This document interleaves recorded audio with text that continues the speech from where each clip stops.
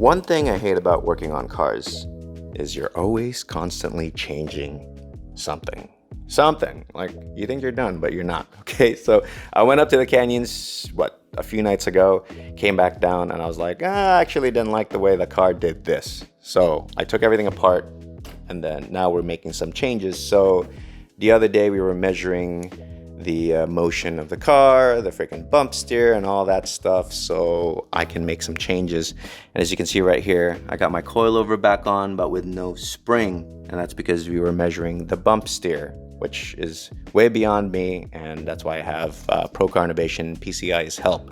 And yeah, we're gonna make some changes, and hopefully it acts the way I want it. And if you guys are curious what mods I have done over here, suspension-wise, I got Hohn's tie rod bar right here. It's like the steering tie rod. I don't know what they actually call this, but that's the steering tie rod that's adjustable for bump steer. So you have all these little spacers. You could either put it on the bottom or the top, depending on your bump steer needs. You could put it on the top or you could put it on the bottom.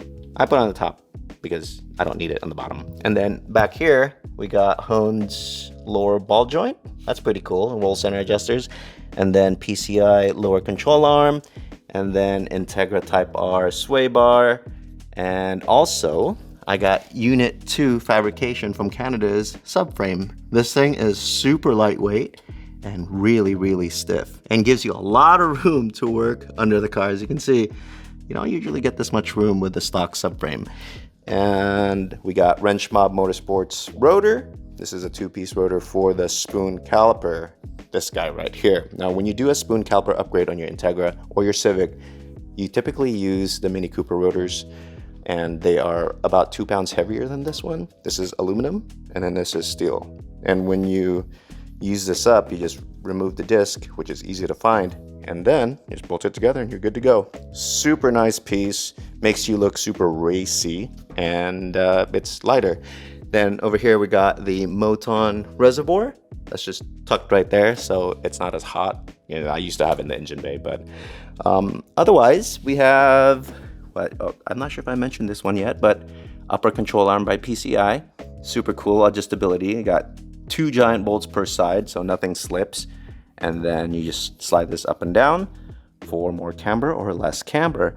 And then that's it. I mean, the shock body here is actually adjustable. So as you can see, I got this at the highest setting. I can actually drop the shock a little bit more to give me, I guess, more suspension. So if I drop this body, then more of this shaft is exposed, but I don't need that much travel actually. So I don't need it as low. I'm not sure if that's making sense, but anyways, the most common issue with Hondas is the upper control arm hits the top. So what I do is I just, lengthen the body as much. So before the upper control arm hits this, it'll bottom out on the bump stop. The problem with most of our setups is before the coilover actually bottoms out on the bump stop, this bottoms out on the chassis, which is bad. I know, it's very confusing, but that's the only way I could explain it without actually showing you with the jack. Well, I'll probably do that one of these days, but other changes this week, I actually fixed the coolant reservoir because my aluminum bracket that I made broke. So now I made a, that you can't see, it's not freaking focusing. Let me see.